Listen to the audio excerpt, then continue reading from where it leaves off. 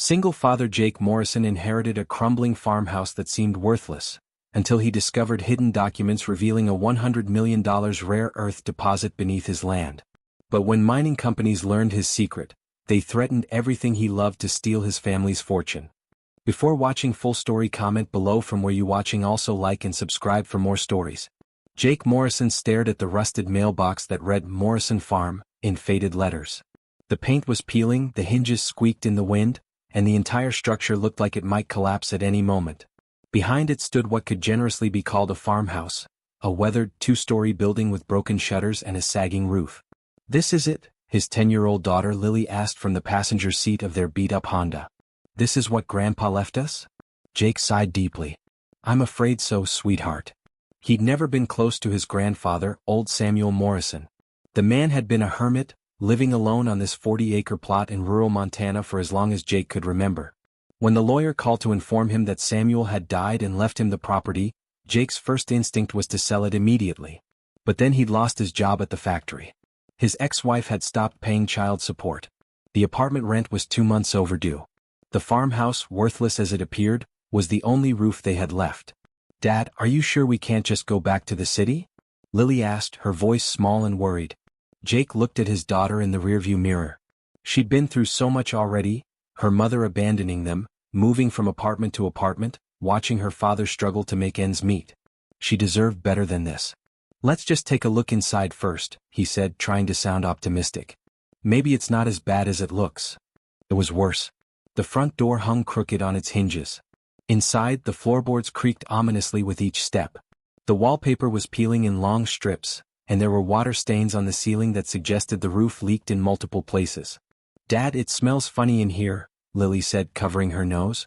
Jake surveyed the damage. The kitchen had appliances from the 1960s that clearly hadn't worked in decades. The living room furniture was covered in dust sheets that had probably been there since his grandfather's death 6 months ago. Upstairs, the bedrooms were small and drafty, with windows that were either cracked or wouldn't open at all. "How much do you think we could get for this place?" Jake asked the real estate agent who'd agreed to meet them. Margaret Chin, a kind woman in her 50s, walked through the house with a practiced eye. When she finished her assessment, her expression was sympathetic but honest. "Mr. Morrison, I'm sorry to say this, but the house is essentially worthless. The foundation has issues, the roof needs to be completely replaced, and I suspect there might be asbestos in the walls. The land itself has some value, maybe $30,000 for the full 40 acres, but you'd probably spend more than that just demolishing the house." Jake felt his heart sink. $30,000 wouldn't even cover what he owed in back rent and bills. "However," Margaret continued, "if you're planning to live here, I'd suggest having it inspected thoroughly. Sometimes these old houses have surprises, good and bad." After she left, Jake sat on the front porch with Lily, watching the sun set over the Montana mountains. The view was beautiful, he had to admit, but beauty didn't pay bills or put food on the table. "What are we going to do, Dad?" Lily asked. "I don't know yet, sweetheart. But we'll figure it out. We always do." With nowhere else to go, Jake and Lily moved into the farmhouse. Jake spent their last $500 on basic supplies, cleaning materials, a few gallons of paint, and some tools from the hardware store. If they were going to live here, he'd at least try to make it livable. Lily threw herself into the project with the resilience that constantly amazed her father. She helped clean windows, pulled weeds from the overgrown garden, and even convinced Jake to adopt a stray cat that had been hanging around the property. "Can we call him Rusty?" she asked, holding the orange tabby. "He matches the mailbox." Jake couldn't help but smile. "Rusty it is." The first week was rough. The electricity worked sporadically, the well water had a strange taste, and Jake discovered that the furnace hadn't functioned in years. But slowly, room by room, they began to make progress. Jake found work at a lumber mill 20 miles away. The pay was decent, but the drive ate up gas money they couldn't afford. Still, it was something. "Dad, look what I found," Lily said one evening, holding up an old photograph. It showed a young man in a military uniform standing in front of the farmhouse when it was new and well-maintained. "That's your great-grandfather," Jake said, studying the picture. "Samuel's father. He built this place back in the 1940s. "He looks happy," Lily observed. Jake nodded. The man in the photo did look happy, proud even. It was hard to imagine this crumbling house had once been someone's dream home. It was during the third week that Jake made the first unusual discovery. He was trying to fix a loose floorboard in the kitchen when he noticed something odd. The board wasn't just loose, it was cut differently than the others, as if it had been deliberately removed and replaced. Curious, he pried it up completely. Underneath, instead of the dirt basement he expected, was a small metal box. "Lily, come here," he called. The box was old but well preserved, wrapped in oilcloth. Inside were documents, old land surveys, property deeds, and what appeared to be geological reports from the 1950s. "What does it say?" Lily asked, peering over his shoulder. Jake studied the papers, his brow furrowing. "It looks like your great-great-grandfather had the land surveyed for minerals?" One document in particular caught his attention. It was a report from the Montana Department of Natural Resources, dated 1953. The language was technical, but certain phrases stood out: significant mineral deposits, rare earth elements, and recommended further exploration. Why would he hide this? Jake wondered aloud. Maybe he was planning to look for treasure, Lily suggested excitedly. Jake laughed, but as he read more of the documents, he began to wonder if his daughter might not be entirely wrong. That night, after Lily went to bed, Jake spent hours on his laptop researching rare earth elements. What he learned made his pulse quicken. Rare earth elements were crucial for modern technology: smartphones, electric car batteries, wind turbines, military equipment. China controlled most of the world's supply, making new deposits extremely valuable. The geological report hidden under his floor suggested that the Morrison farm sat on top of a potential rare earth deposit. But the report was nearly 70 years old. Technology had advanced considerably since then. Jake found himself wondering why his great-grandfather had never pursued the mining opportunity. Then he discovered the answer in another document, a letter from a mining company dated 1954. The letter was a rejection. The mining company had decided that the extraction costs would exceed the potential profits. In 1954, rare earth elements weren't as valuable as they were today. But times had changed. Dramatically. Jake took a day off work and drove to the Montana State University. He'd found the name of a geology professor who specialized in rare earth elements, Dr. Elena Rodriguez. "Mr. Morrison," she said, reviewing the old documents in her office, "these reports are fascinating. But they're also very old. Mining technology has advanced significantly since the 1950s. So the deposit might not be viable?" Jake asked, trying to hide his disappointment. "Actually, the opposite might be true," Dr. Rodriguez said, looking up from the papers. "What wasn't profitable in 1954 could be extremely valuable today. The demand for rare earth elements has increased exponentially." She pointed to a section of the geological report. "According to this, your property may contain significant deposits of neodymium and dysprosium. These are critical for manufacturing high-strength magnets used in electric vehicles and wind turbines." Jake's heart began to race. What would something like that be worth? Well, that depends on the size and purity of the deposit. But given current market prices. She paused, running calculations on her computer. A substantial deposit could be worth anywhere from $50 million to several $100 million. Jake felt dizzy. "Are you sure?" "I'd need to conduct modern geological surveys to confirm, but the preliminary data is very promising. Would you be interested in having your property tested?" Dr. Rodriguez arranged for a preliminary geological survey. Jake told Lily it was just routine testing for water quality, not wanting to get her hopes up. The survey team arrived on a Tuesday morning with equipment that looked like something from a science fiction movie. They spent 2 days taking core samples and conducting various tests. "We'll have preliminary results in a week," the lead geologist told Jake. "But I can tell you that your soil samples show very promising mineral content." While waiting for the results, Jake continued his research. He learned that his great-grandfather, Thomas Morrison, had been a veteran of World War II who used his military benefits to buy the land and build the farmhouse. The mineral survey had been done just a few years after he'd settled there. But Jake also discovered something troubling. In 1955, Thomas Morrison had been approached by a large mining conglomerate that wanted to buy his land for a fraction of its potential value. Thomas had refused, suspicious of their low offer. A few months later, Thomas Morrison had died in what was ruled an accidental fall from his barn roof. He was only 34 years old. Jake found newspaper clippings about the incident in another hidden box, this one concealed behind a loose board in the basement. The local sheriff had investigated but found no evidence of foul play. However, the mining company had renewed their offer to Thomas's widow just weeks after the funeral. Samuel Morrison, Jake's grandfather, had been only 10 years old when his father died. His mother had refused to sell the land, but she'd also refused to pursue the mining opportunity. She'd hidden the geological reports and sworn Samuel to secrecy about the potential mineral wealth. She was afraid, Jake realized reading his grandmother's diary which had been hidden with the other documents. She thought the mining company had killed her husband. Dr. Rodriguez called Jake on a Friday afternoon. Her voice was carefully controlled, but Jake could hear the excitement underneath. "Mr. Morrison, I need you to come to the university immediately. And I'd suggest you bring a lawyer." Jake's hands shook as he drove to the university. Lily was at school, which was probably for the best.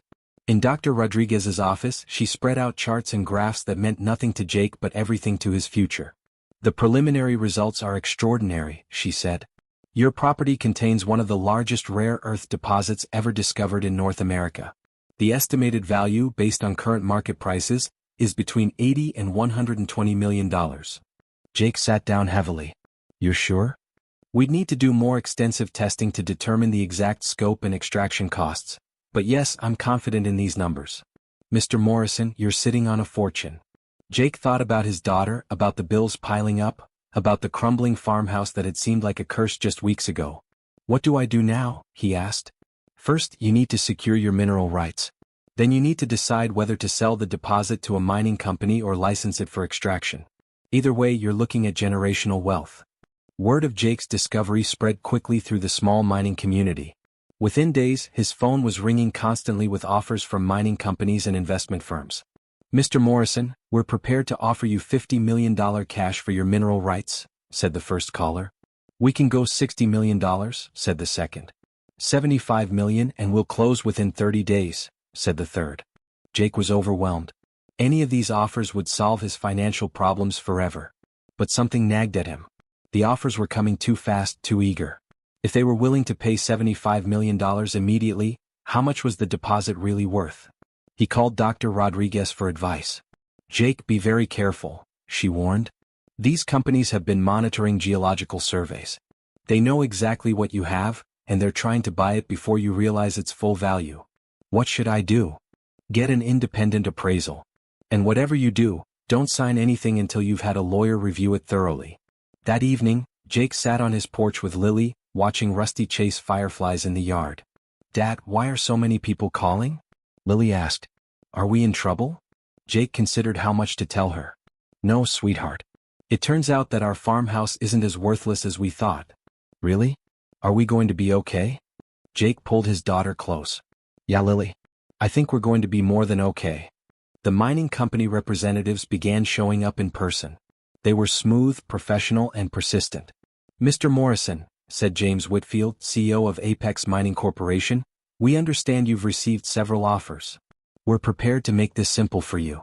He slid a contract across Jake's kitchen table. $100 million. "Gosh.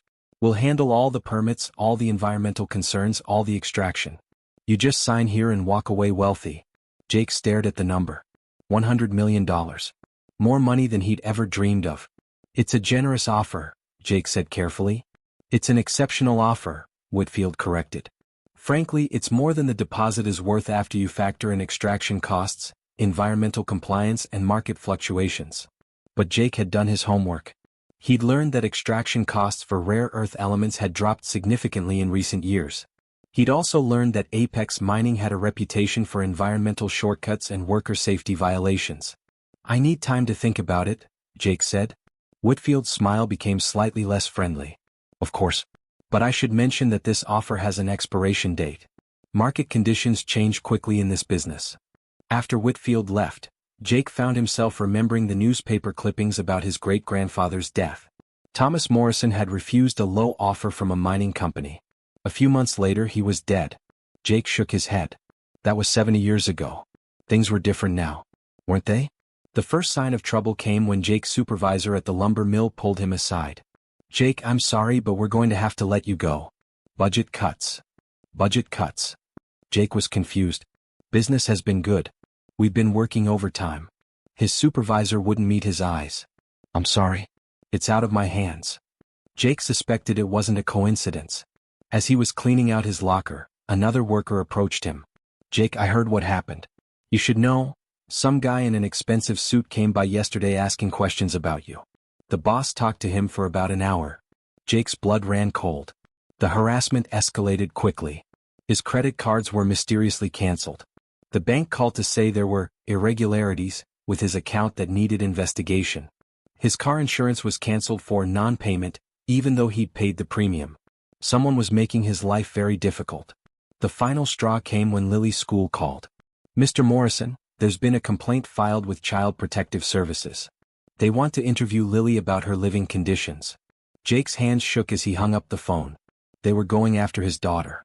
Jake drove to the state capitol and hired the best lawyer he could find, Rebecca Stone, a former prosecutor who specialized in corporate malfeasance. "Mr. Morrison, what you're describing is called economic pressure," she explained. "It's not technically illegal, but it's certainly unethical. These companies have done this before. Can you help me? I can protect you legally, but I can't undo the pressure campaign. The question is, what do you want to do?" Jake thought about Lily, about the farmhouse, about his great-grandfather's mysterious death. "I want to fight," he said finally. Rebecca smiled. "Good. Because I think we can do better than their $100 million offer." She explained her strategy. Instead of selling the mineral rights outright, they would structure a licensing deal.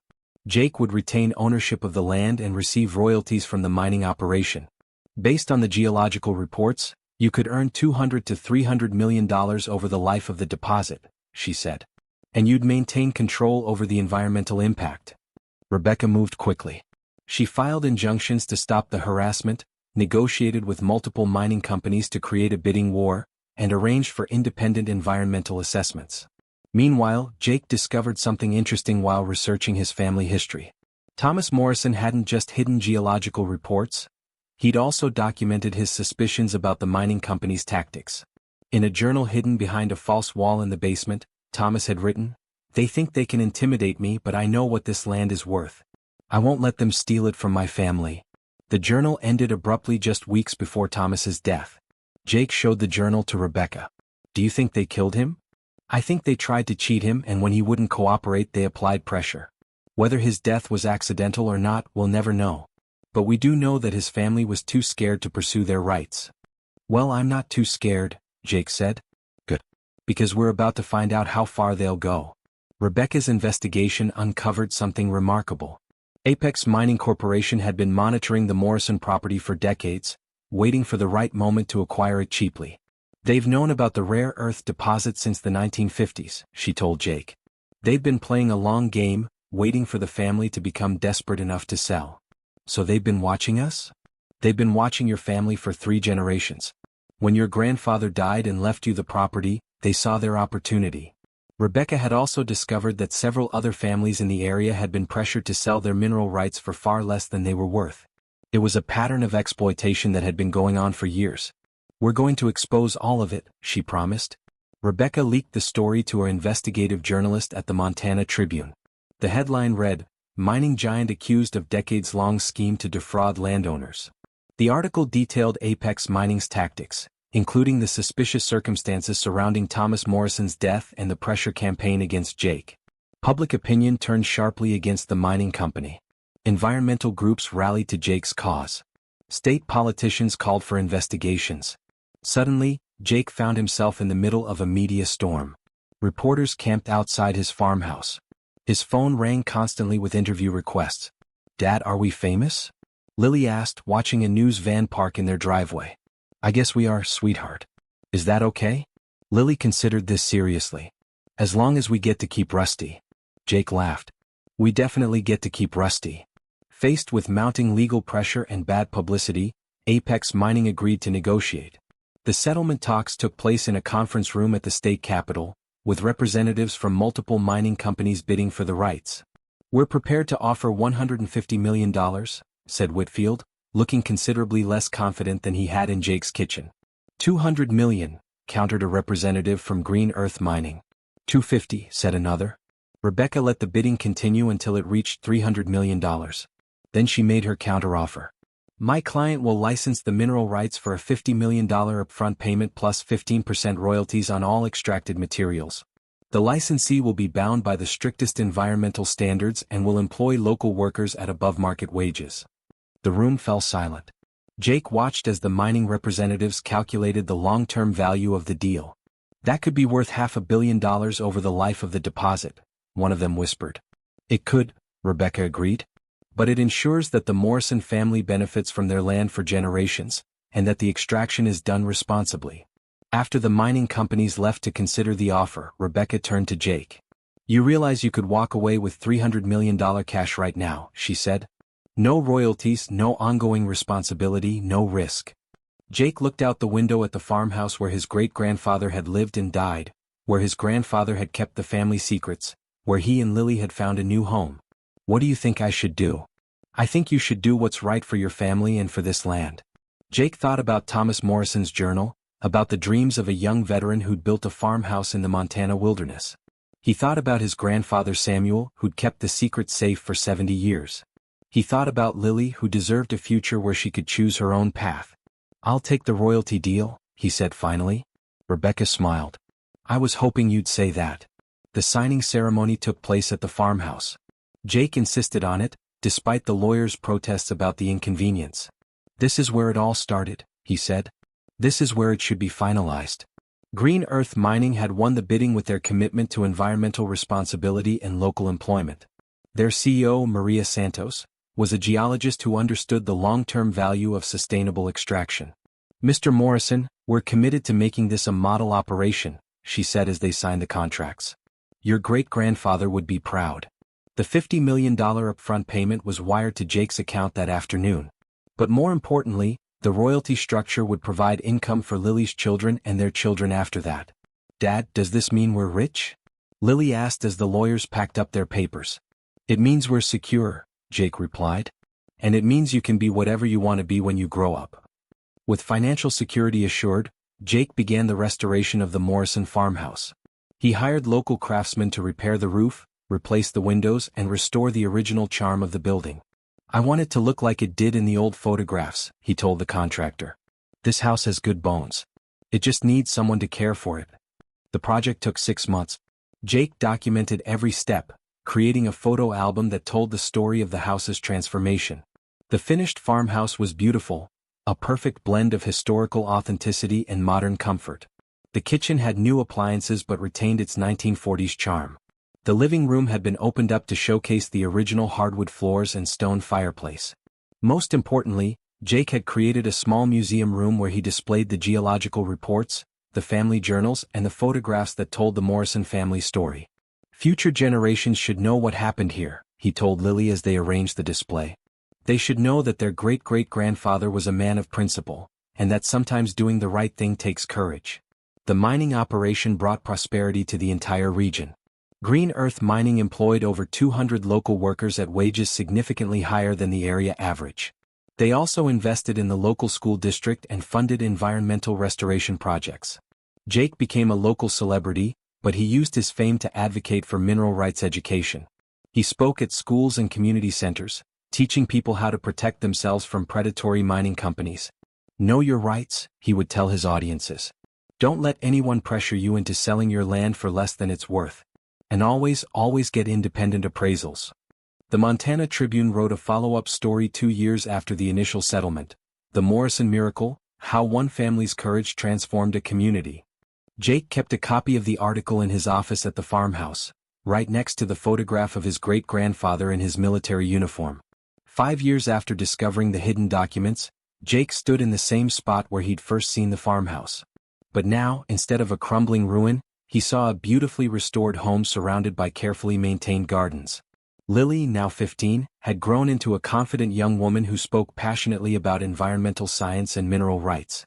She'd started a blog about responsible mining practices that had attracted national attention. "Dad, I've been thinking about what I want to study in college," she said as they watched the sunset from the front porch. "What's that?" "Environmental law. I want to help other families like ours." Jake smiled. "I think that's a perfect choice." The mining operation was in its 3rd year and performing exactly as projected. The royalty checks arrived every quarter, providing more than enough income for Jake and Lily to live comfortably while still growing their wealth for future generations. More importantly, the extraction was being done with minimal environmental impact. Green Earth Mining had pioneered new techniques that reduced water usage and eliminated toxic waste. The operation had become a model for sustainable rare earth mining. "Your great-grandfather would be amazed," Jake said, looking at the thriving operation in the distance. "I think he'd be proud," Lily replied. He protected this land for 70 years, even though he never lived to see its true value realized. Jake established the Thomas Morrison Foundation, dedicated to protecting mineral rights for small landowners and promoting sustainable mining practices. The foundation provided free legal services to families facing pressure from mining companies. "We're not anti-mining," Jake explained to a congressional committee where he testified about mineral rights protection. "We're pro-fairness. We believe that families should receive fair compensation for their resources, and that extraction should be done responsibly." The Foundation's first major case involved a Native American tribe whose ancestral lands contained significant lithium deposits. Using the legal strategies developed in Jake's case, they secured a royalty deal that would fund tribal programs for generations. "You showed us that it's possible to win against these companies," the tribal chairman told Jake. "Your victory made our victory possible." On quiet evenings, Jake would sit in his great-grandfather's study, reading the old journals and documents that had changed his life. He'd added his own journal to the collection, documenting the discovery and its aftermath for future generations. In his latest entry he wrote, "I often wonder what would have happened if I'd sold the house immediately as I'd originally planned. Lily and I would have remained poor, struggling to make ends meet. More importantly, the Morrison family's secret would have died with us." He paused, looking out the window at the land that had seemed like a burden but had turned out to be a blessing. "I've learned that sometimes the things that seem worthless are actually the most valuable. Not just in terms of money but in terms of family history, personal growth, and the opportunity to do good in the world." One autumn afternoon, Jake received an unexpected visitor. James Whitfield, the former CEO of Apex Mining, stood on the front porch looking older and more tired than Jake remembered. "Mr. Morrison, I hope you don't mind my coming by. I wanted to apologize." Jake invited him in, curious about what the man had to say.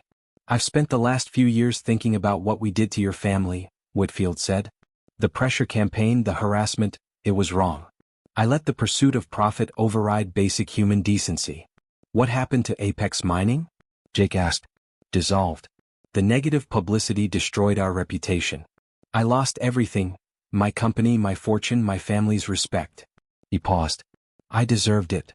Jake studied the man who had once threatened everything he held dear. "What are you doing now?"